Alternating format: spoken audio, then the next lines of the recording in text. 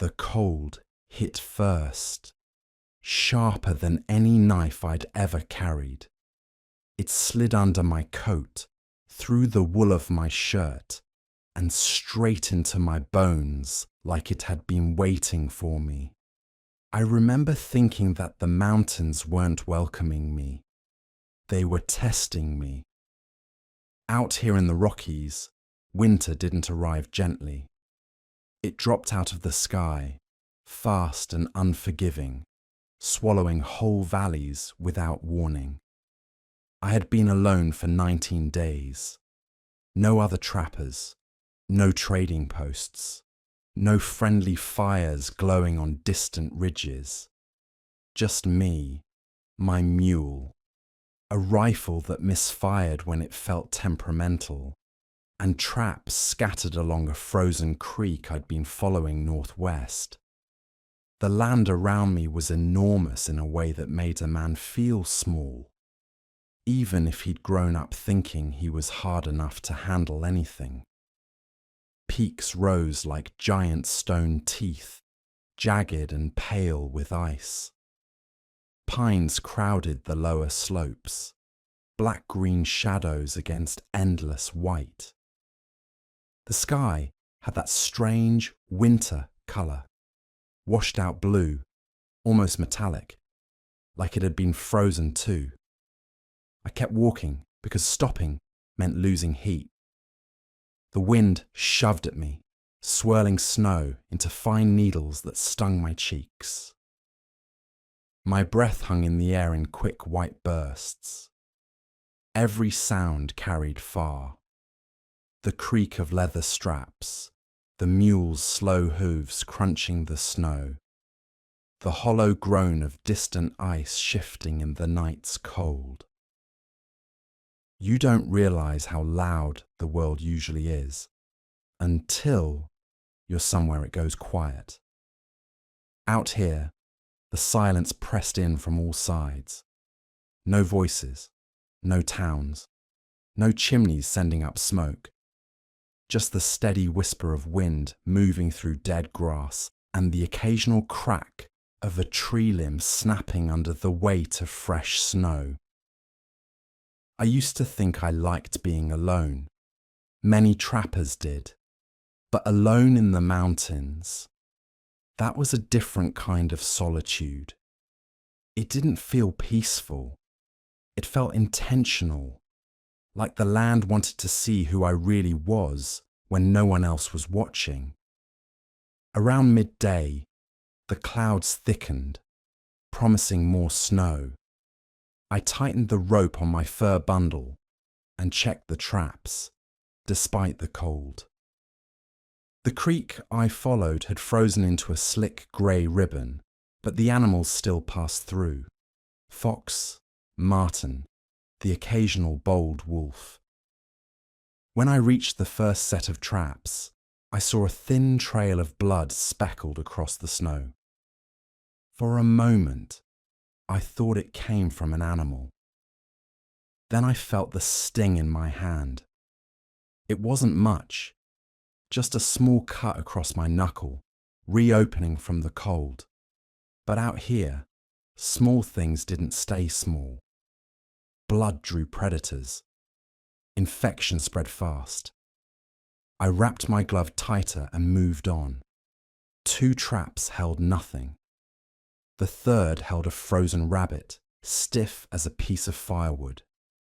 The fourth had been triggered, but whatever got caught chewed itself free. By the time I reached the 5th, I saw something that made me stop. Large prints, wider than a man's hand, claws digging deep into the snow. A single stride longer than my whole boot. A grizzly.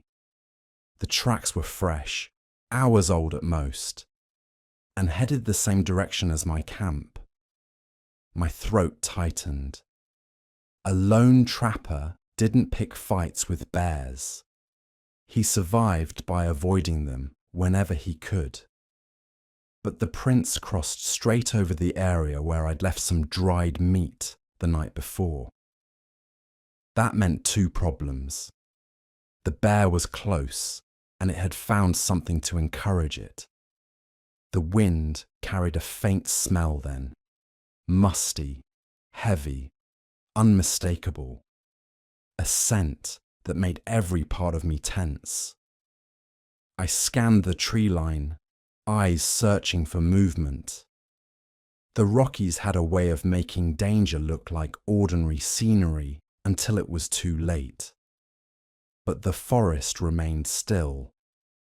I collected the traps quickly, forcing my hands to stay steady even as the cold stiffened my fingers. By the time I turned back toward camp, the sky had turned darker still, the air heavy with the promise of snow. My camp wasn't much, just a small canvas lean-to built between two fallen logs, a fire pit with blackened stones, and a place for the mule to rest behind a ring of brush. When I approached, the mule snorted and stomped nervously. He smelled it too. Tracks circled the camp. Fresh ones. The bear had come right through the clearing, nosed around the fire pit, then wandered off in the direction of the ridge. I knelt beside the snow, studying the trail. The prints were deeper here, pressed down, with weight. It hadn't been passing by. It had been searching. For food, for warmth, for anything. And I had just walked back into the same spot it had explored. Snowflakes finally began to fall, slow, drifting flakes at first, then faster. I gathered wood, stacked it carefully, and coaxed the fire back to life. Flames rose with a faint crackle, warming the air around me. I fed the mule, paced the perimeter of camp, and listened. The mountains didn't answer. They just watched. The bear was still out there. Close. Too close. And the snow was coming harder now. Night would be worse. Night came faster than I expected. One moment the sky was a dull grey, the next it was slipping into deep blue, the kind of blue that drains the warmth from a man's skin. The fire helped a little, but not enough. Out here, fire was more a suggestion of safety than a guarantee. It kept your hands warm and lit the camp, but the wilderness was bigger than any flame I could build. The mule wouldn't settle. He paced in slow circles, ears pinned back, letting out low, uneasy grunts. I whispered to him and stroked his neck, but his muscles stayed tight under my hand. Animals know things before men do. They smell what we can't, hear what we miss, feel danger before it has a shape. And all around us, the forest had gone silent. Usually, there were nighttime sounds, owls, creaking branches, the distant cough of elk. But the cold held its breath, and so did everything living in it. I tightened the fire, stacking the wood carefully, and sat with my rifle across my lap. My hands wrapped around the stock, rubbing warmth into my fingers. Snow had begun falling harder now, drifting sideways, melting as it hit the fire's heat. The wind picked up, carrying a low moan that echoed through the valley, like the mountains were shifting in their sleep. I didn't like it. Not the silence, not the mule's pacing, not the memory of the bear tracks cut deep into the snow. For a while, nothing happened. I watched the fire. I listened. The kind of listening you do with your whole body, waiting for something to snap or growl or breathe too close. Then it came. A soft thump in the snow. Far enough to hide, close enough to matter. The mule froze, head snapping toward the trees. His ears pointed stiffly in that direction, and he stomped once, hard. I could see his breath puffing out in fast bursts, white against the darkness. Another thump, snow shifting, a low, dragging sound. My heart kicked hard in my chest. I lifted the rifle, slow and steady, trying not to show how the cold shook my hands. The fire hissed, throwing sparks that danced upward and vanished in the dark. Something moved between the trees, just beyond the reach of the firelight, the faint outline of a large shadow, too big for a wolf, too heavy. It moved with a deliberate slowness, not hunting, not curious, but claiming space. I held my breath. The mule let out a sharp, panicked snort. The shape paused. I could almost feel its attention, like a weight pressing against me. Then another sound drifted from it. Not a growl, more like a heavy exhale, warm breath meeting cold air. Grizzly. I didn't move. The fire popped loudly, and my whole body flinched before I could stop myself. The bear shifted at the sound, lifting its head. For a moment, the faintest glint of eyes appeared, catching the firelight. The fear that settled into me wasn't the kind that made a man run. It was the cold, steady kind. The kind that tells you the world doesn't care whether you survive the night. Then, slowly, the bear turned and faded back into the trees. Not running, not afraid, just leaving. The snow absorbed the sound of its steps, and soon there was nothing again but wind. I waited a long time before lowering the rifle. My shoulders ached from holding it. When I finally stood to gather more wood, my knees felt unsteady. The mule quieted, though his ears never stopped twitching. I wasn't safe, just spared. I kept the fire alive through the night, feeding it carefully. Sleep came in short pieces, minutes at a time, each one broken by some noise, real or imagined. The cold pressed in on my back. The fire warmed only the front. I drifted in and out of exhaustion. But sometime past midnight, the wind changed. It shifted from the sharp, cutting cold to a deeper, heavier gust, one that carried the smell of more snow and something else. Pine sap, wet bark, something unsettled in the woods. The mountains were warning me. Conditions were turning worse. When dawn finally crept in, the light revealed what the night hid. More tracks, fresh ones, circling the camp again. Only this time they were closer, much closer. I knelt beside them, breath trembling out in white clouds. The prints were pressed deep, the snow around them disturbed by a heavy body. The bear had returned after I slept, close enough that a few more steps would have brought it into the camp itself. My food was dwindling, the storm worsening, the animal curious, the mountains tightening their grip. I couldn't stay here another night, not with a grizzly claiming the same patch of woods, not with the weather turning.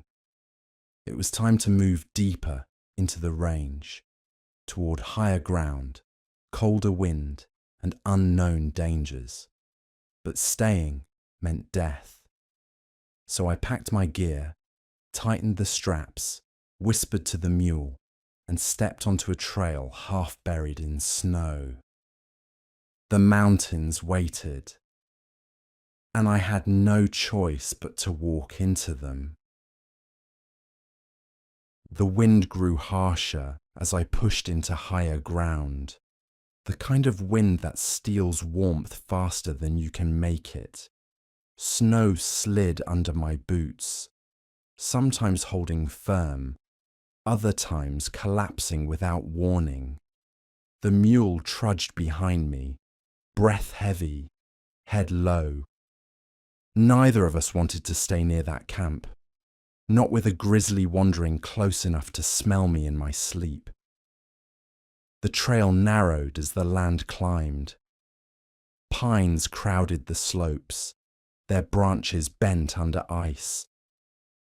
Every so often, a clump of snow dropped from above, crashing to the ground with a muffled thud that made me reach for my rifle out of instinct. The Rockies didn't allow a man to relax. They watched him, judged him, pushed him. A distant rumble rolled across the valley. Not thunder, but something deep in the mountains shifting. Snow settling somewhere far off. Another reminder that the cold wasn't the only thing alive out here. After a few hours, I reached a small plateau where a frozen meadow stretched between stands of pine. I aimed for the trees, hoping the branches would break the wind. The mule stopped suddenly, ears pricked forward. I followed his gaze. Movement in the pines. Low, smooth, practiced. Wolves. 3 of them, slipping through the trees like shadows. Lean, hungry, their ribs faintly visible beneath winter fur. They didn't charge. They didn't growl. They just watched, judging distance, judging strength. I kept the rifle low. Shooting would bring more problems than it solved. Blood drew predators from miles around, and wolves were rarely alone. The mule shifted nervously under my hand, but he didn't bolt. His fear kept him still. For a long moment, no one moved. The wolves watched. Then quietly, they disappeared back into the trees. But wolves didn't give up easily. I knew they might follow for miles, waiting for weakness. I crossed the meadow quickly, entering the woods on the other side. The pines muffled the world, turning wind into a low whisper. Snow collected on my collar and melted down my back in cold trickles. By midday, the sky darkened again, thick clouds bringing more snow. I needed shelter, not a flimsy lean-to this time, something solid. I found it near the base of a cliff, a shallow rock overhang, just tall enough for me and the mule, with dry ground beneath it. Relief hit me hard, until I noticed the scratches. Long, curved gouges carved into the stone near the back of the shelter. Old bear marks. Not fresh, but not something a man ignores. Still, daylight was draining fast. The storm was closing in. Wolves were out there somewhere, patient, hungry.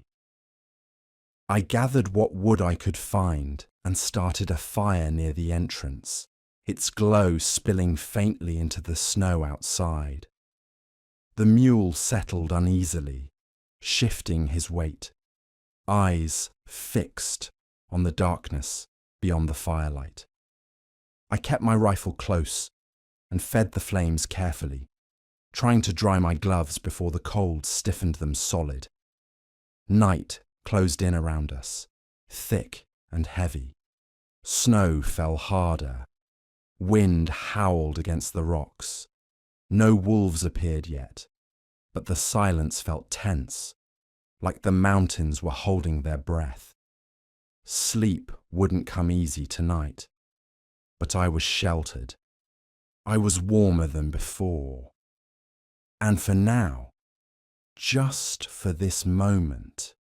That was enough. The storm arrived just as night fully settled over the mountains. Snow hammered against the rock overhang, hissing as the wind pushed it sideways. My fire struggled at first, trying to stay alive in the swirling cold, but once the stones heated up, the flames steadied into a soft, low burn. Inside the shelter, it was warmer than outside, but not by much. The cold crept in from every angle. My breath drifted upward in white clouds. The mule stood close to the firelight, ears twitching at every shift of the wind. I could feel his worry as clearly as my own. The scratch marks on the wall lingered in my mind. Deep grooves, each one starting high and dragging downward. A bear had stood here once, likely in the heavier snows of previous winters. Maybe it used this spot the same way I was now, a temporary refuge from storms too fierce to walk through.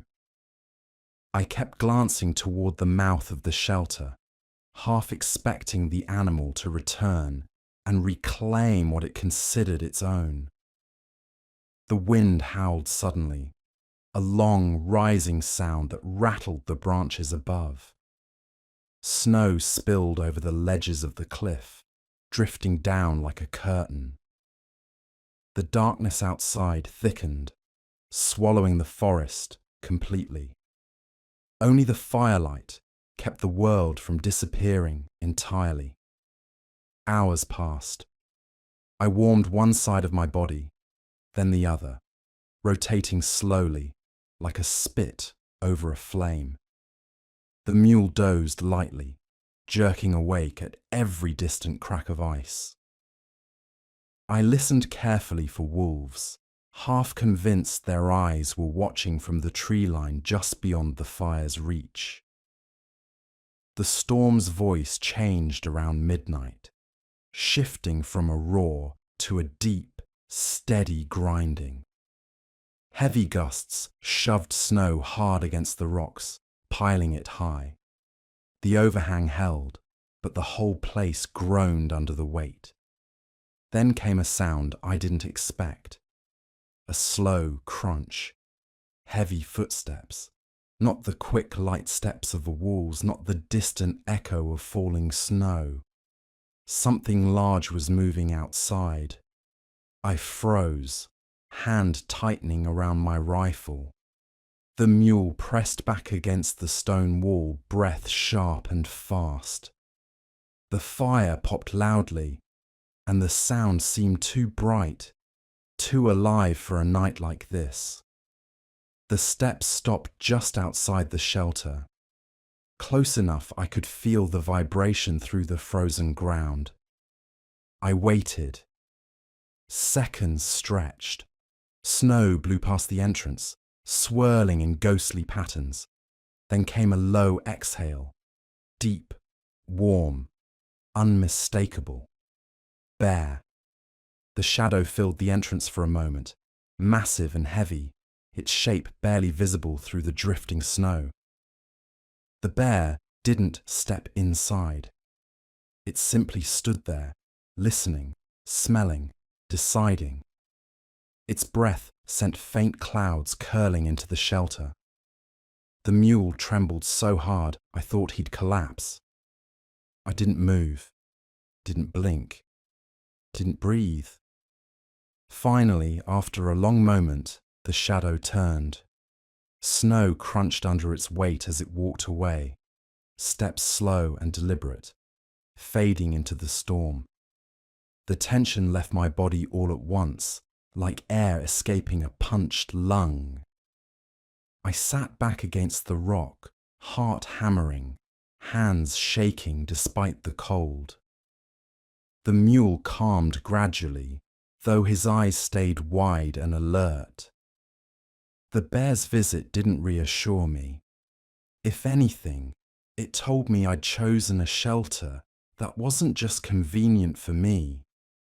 It had been convenient for everything that survived these winters.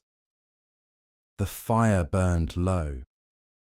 I fed it the last good pieces of wood I had gathered earlier, knowing I'd need more come morning. The storm raged on, sealing the entrance with drifting snow until the outside world became little more than a pale blur. At some point, exhaustion took over, and I drifted into uneasy sleep, waking often to the groans of the mountain, the shift of wind, or the unsettling quiet that came when the storm paused for breath. Morning arrived slowly, dim light pushing through the snow-packed entrance. The storm had eased, but the world outside was buried in white. My tracks were gone. The bear's tracks were half filled. The wolf's presence was impossible to read. The mountains had wiped the slate clean overnight. I stepped outside, breath catching in my throat at the sheer depth of the snow. It reached nearly to my knees in places, untouched and perfect, except for the faint hollows where the bear had passed. I had survived the night, but the mountains weren't done testing me. And now, with the storm behind me and the world reset, I had to decide which direction survival waited in. The world outside the shelter felt new, quiet, clean, and unsettlingly empty. Fresh snow covered everything in a smooth, unbroken sheet, as if the mountains had erased the night. Even the air felt different, colder, sharper, thin enough that each breath felt like pulling needles into my lungs. The mule stepped cautiously into the snow, legs sinking deep. He shook himself, sending frost flying off his coat, and looked to me for direction. I didn't blame him for being nervous. The bear's half-filled tracks curved away toward the ridge, and though the storm had softened them, the size alone told me everything I needed to know. That animal wasn't wandering. It was claiming territory. I needed to move, farther, higher, somewhere with running water and better cover. Snow this deep meant animals would follow the river channels, since they stayed slightly warmer and easier to travel along. And where the animals went, food followed. But rivers in winter were a double-edged blade. They offered water, they offered game, and sometimes they swallowed a man whole. Still, I had no choice. The storm had stripped the land clean. I had a day's worth of dried meat left, and a mule running on nerves and instinct. I turned north, making for a break in the ridge where a narrow valley dipped. That kind of dip usually meant a stream ran beneath the snow. I walked slowly at first, carving a path through the untouched surface. Snow rose nearly to my knees with every step, heavy and sticky. The mule followed the trench I made, snorting occasionally as he shook the ice from his beard. For an hour or more, the mountain stayed quiet. No wolves, no bear trails, no falling branches or shifting ice. Just the steady sound of our breathing and the soft crunch of snow breaking under weight. Eventually, I heard it, the faintest trickle, muffled under layers of ice. Water. That meant the valley floor was close. I pushed forward until the snow dropped off abruptly into a shallow bowl where the stream ran beneath a thick crust of ice. The surface was smooth, frosted white with trapped air bubbles. Patches of thin ice showed darker water beneath. I didn't dare step on it, but walking beside it would save us energy. The mule perked up, ears forward. He could hear the water as clearly as I could. I followed the stream down valley, scanning the banks for tracks. Fresh ones appeared sooner than expected. Small, quick prints belonging to a snowshoe hare. And larger ones too, sunk deep, round at the front, tapering at the back. Elk.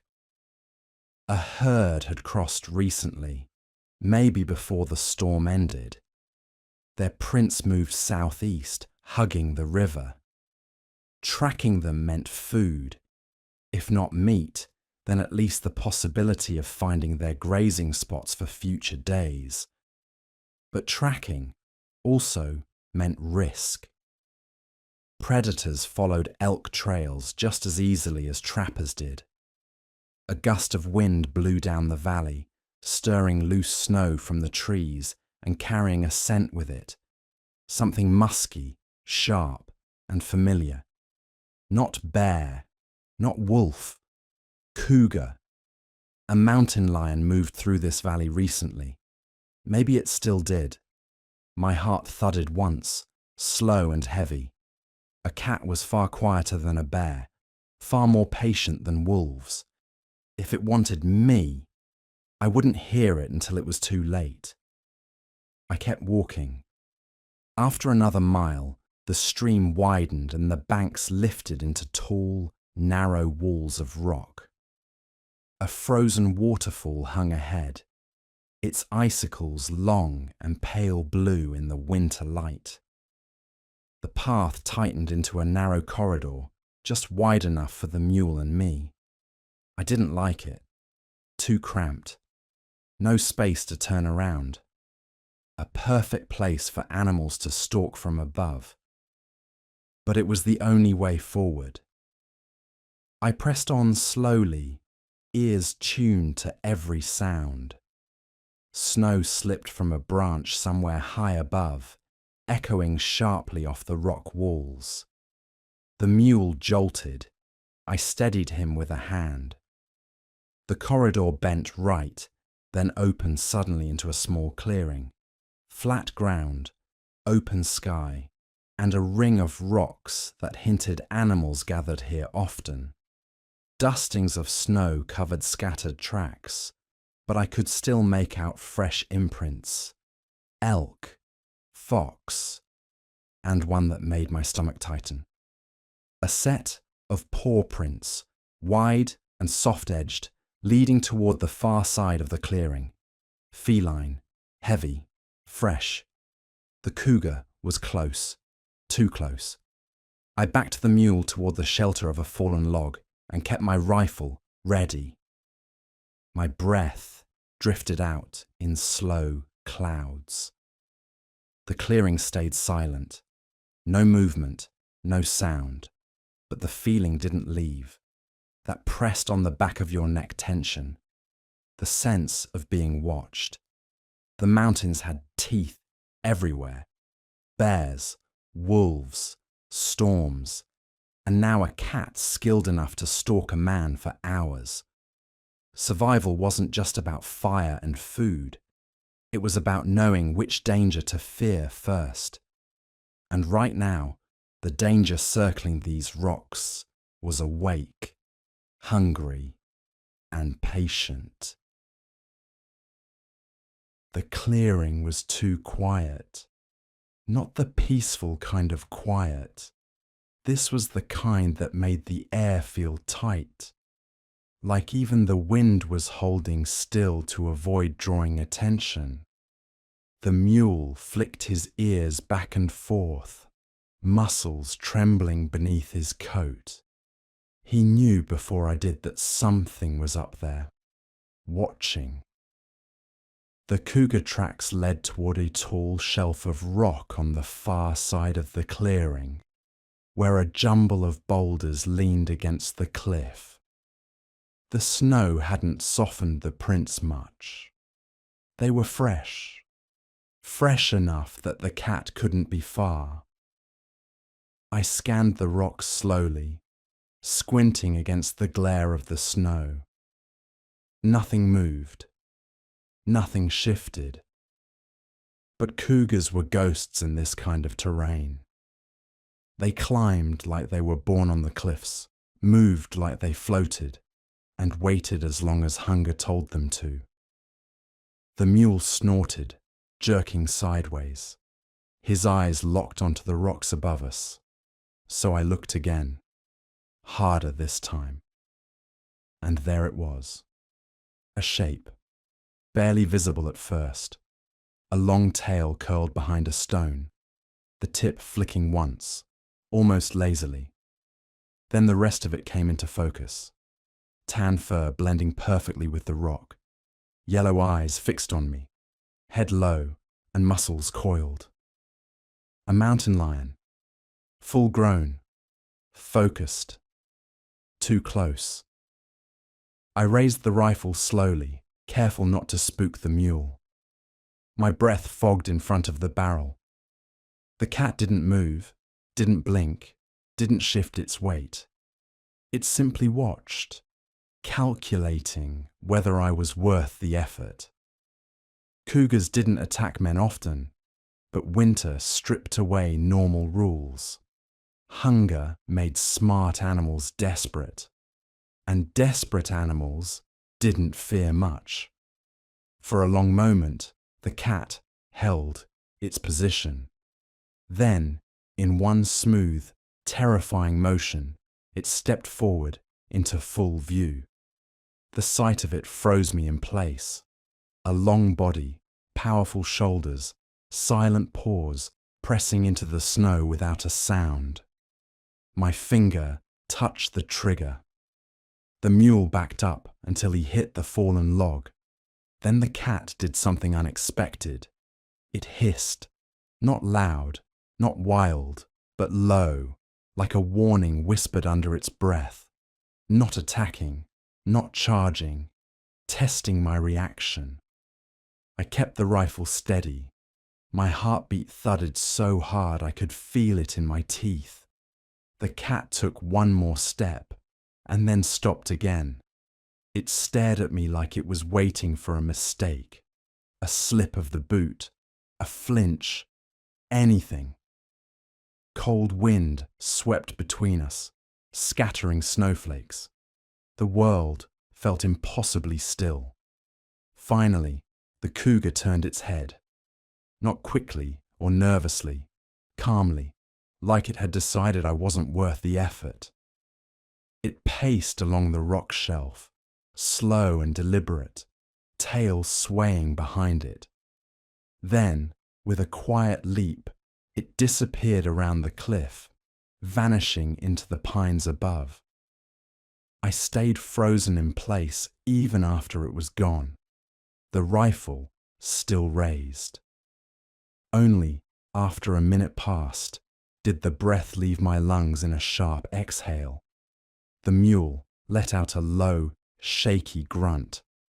"That was close," I whispered, though talking felt strange in a moment that almost ended in silence, forever. I didn't stay in the clearing.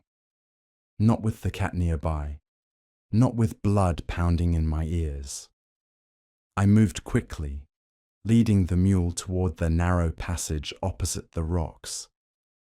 The walls closed in around us again, but I preferred the tightness now. At least a cat couldn't drop from above so easily. By the time the corridor widened again, the sky had begun dimming for evening. Winter days were short here, too short to waste. I needed a place to make camp before darkness swallowed the valley. Ahead, the ground sloped gently upward toward another ridge. A lone pine stood near the crest, half buried in snow. Beyond it, I could see a faint indentation in the land, maybe a hollow, maybe the entrance to another sheltered space. I aimed for it. The mule followed closely, still shaken. Every rustle in the trees made him tense. Every crack beneath the snow made me tighten my grip on the rifle. As we reached the top of the rise, I saw it clearly. A shallow basin protected on 3 sides by stone, with a small frozen pool at the bottom. The rocks created a natural windbreak. It wasn't perfect, but it was better than anything else nearby. I brought the mule down into the basin and began clearing a spot for a fire. The cold had deepened again, the kind that numbed fingers even through gloves. I worked quickly, stacking a small ring of stones and placing what dry wood I had left. The match flared, the fire caught, and warmth slowly seeped back into my hands. The mule settled beside the rocks, chewing at a frozen patch of grass.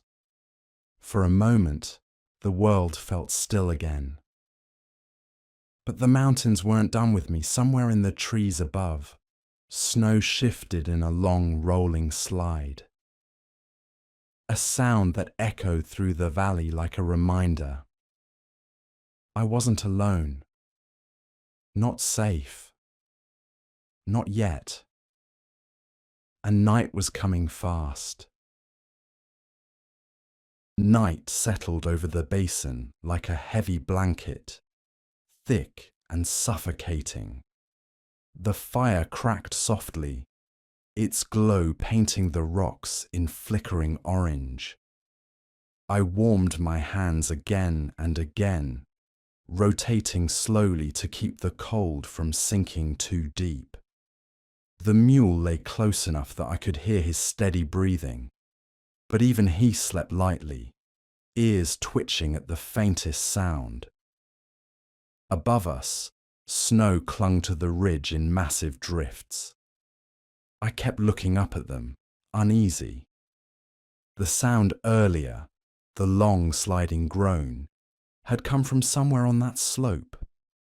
Avalanches travelled farther and faster than most men expected.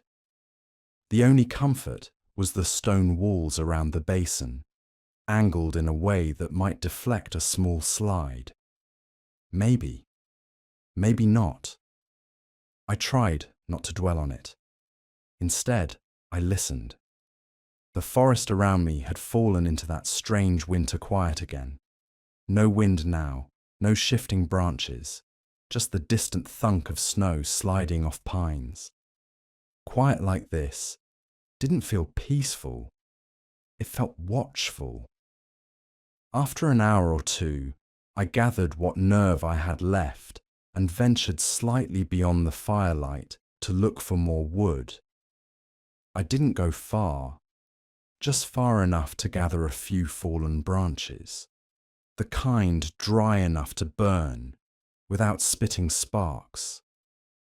The cold bit hard at my face, but the fire needed feeding, or it'd choke out before morning. As I bent to pick up a branch, my boot sank deeper than expected. The snow gave way into a hollow beneath it, a buried gap where something had disturbed the ground earlier. At first I thought it might have been the cougar, then the mule's prints, maybe even the wind. But as I brushed the snow aside, I saw it. A small wooden frame, cracked, half rotten, not natural. A trap, old, years old, maybe left behind by another trapper who never came back. The sight sent a cold shiver through me that had nothing to do with the winter. I brushed more snow away and found another piece beside it, splintered wood, snapped under force. Something big had triggered it long ago. The broken iron teeth were still faintly visible, black with rust, and around it, deeper under the snow, more scratches. Not like the bear marks in the cliff shelter. These were thinner, closer together, carved into the wood of the broken trap with frantic, desperate speed. Whatever had been caught here hadn't gone easily. I covered it again, quietly.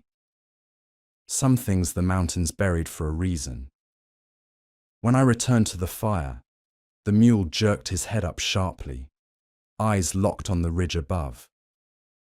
I followed his gaze, pressing the rifle to my shoulder. Nothing, just a dark slope, heavy with snow. Then, a soft, distant thud. Snow shifting. Not an avalanche, but the kind of movement that comes from heavy paws. The mule backed into the stone wall, snorting hard. I sat beside the fire, with the rifle across my knees, waiting. Minutes dragged by. The thud didn't repeat, and nothing moved on the ridge. But the feeling lingered. Something was up there. The cougar? Another bear? Or something drawn by the scent of the fire and the mule. I kept the flames high. Firelight was the only weapon I had besides the rifle. Predators thought twice before stepping into bright, shifting light. Most of the time, anyway. Hours crept by. The fire dimmed. I fed it. The cold deepened. I shifted between moments of half sleep and sharp alertness.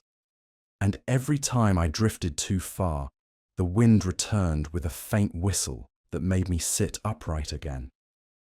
Sometime in the deepest part of night, when the world felt thinnest and half unreal, the mule lifted his head and stared toward the far end of the basin.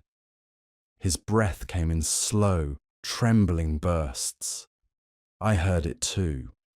A low scrape, like something dragging across stone. I lifted the rifle and leaned forward, staring into the dark. The sound stopped. Silence pressed in tight. Then, after a long minute, the wind shifted, carrying a scent with it, heavy, warm, and unmistakable. Bear. The same one, or another just as large. It was close, hidden somewhere just beyond the rocks, waiting, not charging, not curious, just waiting. The mule trembled. My fingers tightened around the rifle. The fire flickered weakly, and the darkness at the edge of the basin felt deeper than any night I'd faced yet. Morning had never felt farther away. The fire was burning low again, a soft orange glow barely stretching past my boots. I fed it the last few branches I'd gathered earlier, but the flames only rose a little before settling into a dim, steady flicker. The night felt heavier now, thicker, colder, carrying that unmistakable sense of being cornered. The mule wouldn't look away from the far side of the basin. His ears were pinned forward, nostrils flaring in short, fast breaths. I followed his stare, squinting into the darkness, where the stone wall curved sharply. Snow kept falling in soft sheets, and the shadows seemed to shift with every gust of wind. Then I heard it again. A low, rough exhale, deep, wet, slow, a bear's breath. The cold crawled up the back of my neck. The sound wasn't coming from the ridge above. It was coming from somewhere near ground level, just beyond the fire's reach. A place where the basin wall dipped enough for something massive to hide. I raised the rifle, resting the barrel over my knee. My finger hovered near the trigger, steady but cold. I listened carefully, trying to pinpoint the exact spot. The bear didn't move again, didn't breathe loudly a second time. It just sat there in the dark, silent and heavy, waiting. The fire popped sharply. Sparks leapt upward, and the mule jerked. A deep rumble rolled out from the darkness. Not a growl, not a roar, but a warning. A vibration more than a sound. He was letting me know my fire wasn't fooling him anymore. I swallowed hard, forced myself to breathe slow, and added the last small sticks I had left. The flames rose a little, glowing against the stones. The warmth felt good, but the brightness didn't reach far enough to reveal what waited in the shadows. Minutes crawled by. The mule's shaking eased a little, but he kept staring at the same spot. I trusted his instincts more than my own. His ears flicked once, and I lifted the rifle higher. Then, movement. A huge, slow shape shifted at the edge of the firelight. I couldn't make out details, just the bulk of it, the outline of a massive shoulder, the faint shimmer of breath catching the light. The bear was bigger than I expected, large even for a winter grizzly, its fur thick and dark, snow clinging to its flanks. It stepped forward once, heavy paw sinking deep into the snow with a muffled thump.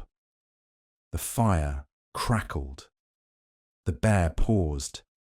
The valley held its breath. I didn't move, not an inch. The bear lowered its head slightly, sniffing the air. I could hear it, wet sniffs, slow and deliberate. It knew exactly where I was. It knew the mule was behind me. It knew the fire was dying. "I don't want trouble," I whispered, voice barely audible, as if the bear could hear reason. The bear huffed, a short, dismissive sound, and stepped to the side instead of forward, circling the basin wall. It moved slow, calculating, keeping its distance, but never breaking eye contact. Each step was a reminder that it wasn't afraid of me, only cautious of what it couldn't see clearly. The mule shuffled backward until he hit the basin wall. I kept my rifle trained on the bear, though I prayed I wouldn't have to pull the trigger. A wounded grizzly was worse than a healthy one. The bear paused again near a cluster of rocks. Its head tilted slightly as if listening to something behind us. Then, without warning, it turned and moved up the slope. Slow, but purposeful. It didn't run, didn't hurry. It simply climbed, snow sliding down behind it in soft waves. I kept watching until the shape vanished into the trees above, the rhythm of its steps fading into silence. The basin felt enormous after it left. The air loosened. I finally breathed again, long and shaky. The mule let out a low groan, exhausted from fear, but relief was short-lived. Just as I lowered the rifle, a distant howl rose from somewhere beyond the ridge, long, thin, carried by the wind. Another answered it from farther down the valley. Wolves, the same ones who watched us earlier. They hadn't forgotten. They were close, closer than before. The fire was nearly out. I had no more wood. The basin was too exposed. The night still had hours left. and every predator in the Rockies seemed determined to take its turn. I tightened my coat, steadied the mule, and weighed my options. Staying meant freezing or getting surrounded. Moving meant stepping into darkness with wolves somewhere in it. But survival wasn't about choosing safety. There wasn't any. It was about choosing the danger you had the best chance against. And right now, the wolves were the lesser evil. The wolves' howls faded into the dark, but the echo of them stayed in my bones. They weren't celebrating a kill. They were calling to each other, checking distance, positioning, tightening a net I couldn't see.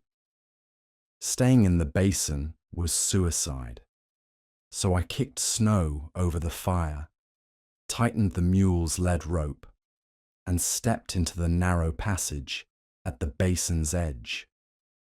The darkness swallowed us almost instantly. My breath fogged in front of me, floating upward before disappearing into cold nothing. The valley ahead sloped downward, winding like a frozen river between tall pines and jagged rock walls. The moon hid behind clouds, leaving the world in a dull silver smudge. Every sound echoed too loudly, every branch snapping, every crunch of snow under my boots. The mule kept close, pressing his shoulder against mine whenever the trees tightened around us. I whispered to him occasionally, not because it helped, but because silence felt dangerous. Silence meant predators could get too close without me noticing. After a few minutes, the first sign appeared. A single paw print in the snow. Deep. Fresh. Facing toward us. A wolf had passed here moments ago. I crouched and brushed the edge of the print. The snow was still sharp where the paw had pressed. Not softened. Not wind-blown. My stomach tightened. We kept moving. The valley narrowed again, funneling us into a tight corridor where two massive boulders leaned toward each other overhead. Snow drifted from their tops in soft flakes. As I stepped beneath them, a low growl trickled out from the darkness behind us. I spun, raising the rifle. Nothing, no movement, no shape, just the thick dark and the echo of that single rumble, too soft to pinpoint, too close to dismiss. The mule jerked hard, nearly pulling the rope from my hand. I steadied him, whispered a quiet command, and pushed forward faster.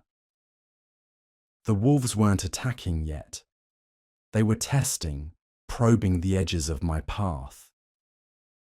The corridor opened into a wider valley, a long stretch of snow broken only by a few dead trees, leaning like forgotten skeletons.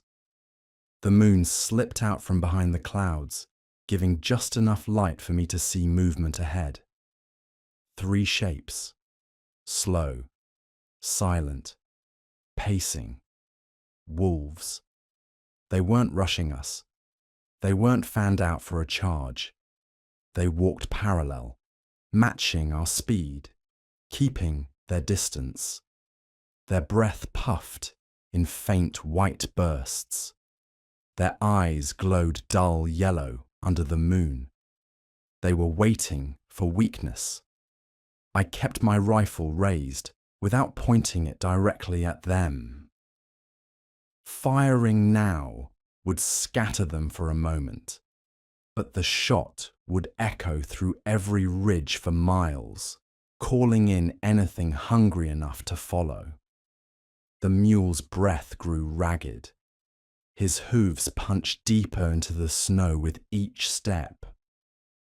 I knew he was tiring, but there was no stopping here. The wolves followed. After a long stretch of tense, silent walking, the valley dipped and the snow changed texture under my boots. The mule slipped a little, catching himself with a grunt.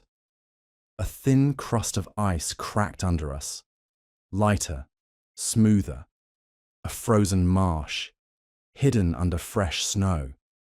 I cursed under my breath. Marshes in winter were silent killers. The ice could hold one step and give out the next. Cold water beneath could freeze a limb solid in seconds. The wolves stopped at the marsh's edge, circling the boundary but not crossing. They knew better. I didn't have that option. I tested the ground with the butt of the rifle. The ice flexed but didn't break. I stepped lightly, moving slow and even, boot by boot. The mule's hooves cracked smaller holes where he stepped, but the crust held. Halfway across, something shifted under the ice. A hollow thump, a slow creak. I froze. The mule froze. The valley froze. The wolves watched from the edge of the marsh, tails low, eyes unblinking.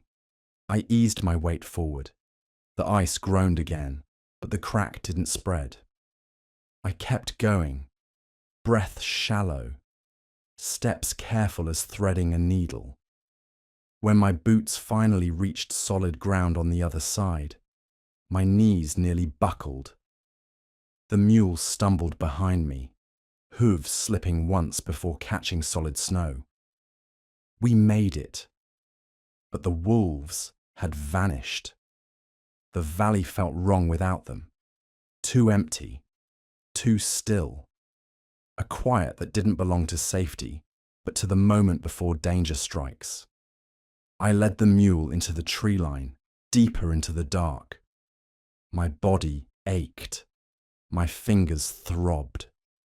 The cold was getting crueler by the hour, and still I could feel it. Eyes in the dark, steps in the snow, a presence pacing just out of sight. They were no longer testing. They were positioning. The mountains wanted their due. By the time the trees thinned again, dawn was only a pale smear behind the peaks. Not warm, not bright, just enough to tell me the night was ending, even if the cold wasn't. My legs felt hollow. My face burned with frost. The mule walked close enough that his shoulder brushed mine with every step. We climbed toward a ridge where the pines gave way to wind-swept stone. The wolves were gone, but their absence didn't feel like safety. It felt like strategy. Wolves didn't vanish when a man was weak. They closed the distance, silently, waiting for him to break. The ridge climbed steeply, a long ramp of rock half covered in icy snow. The mule struggled on the slick parts, hooves slipping before catching on jagged stone. The air thinned until each breath scraped my throat raw. I kept moving, knowing stopping meant the cold would win. When we finally reached the top, the world opened into a vast overlook. A sweeping valley rolled out beneath us, deep forest, frozen riverbeds, distant cliffs painted blue by morning light. And there, far below, smoke drifted from a small cabin nestled near a bend in the river. A trapper's cabin, a real one, alive, warm, human. Relief hit so hard it almost knocked me off my feet, but the ridge wasn't done testing me. As I started down, the wind shifted, carrying a sound that froze my blood cold. A deep, guttural growl. Not the uncertain kind from the basin, not the probing rumble of a bear passing in the night. This one meant intent. I whipped around. The grizzly stood at the ridge's far end, stepping onto the stone like it had been waiting there all along. Snow clung to its fur in thick slabs, its breath rising in heavy clouds. Its eyes locked onto me, then onto the mule. It wasn't curious this time. It wasn't cautious. It was hungry. The mule bolted sideways, nearly ripping the rope from my hand. I held tight, stumbling across the icy rock. The bear lowered its head and charged. The sound, the thunder of its paws, the explosive breath, the snow kicking behind it, shook the entire ridge. I ran. Not smart, not tactical. Instinct.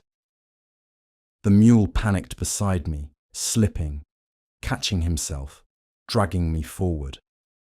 The ridge dropped sharply ahead, a long slope leading toward the path down to the valley. But halfway down, the trail narrowed to a ledge barely wide enough for a man, let alone a mule. If the bear chased us onto that ledge, we were dead. I jerked the mule left instead, toward a patch of broken rock. The bear's charge thundered behind me, closer, closer. Breath hot, paws pounding like drums. I spun at the last second. The bear lunged. I fired.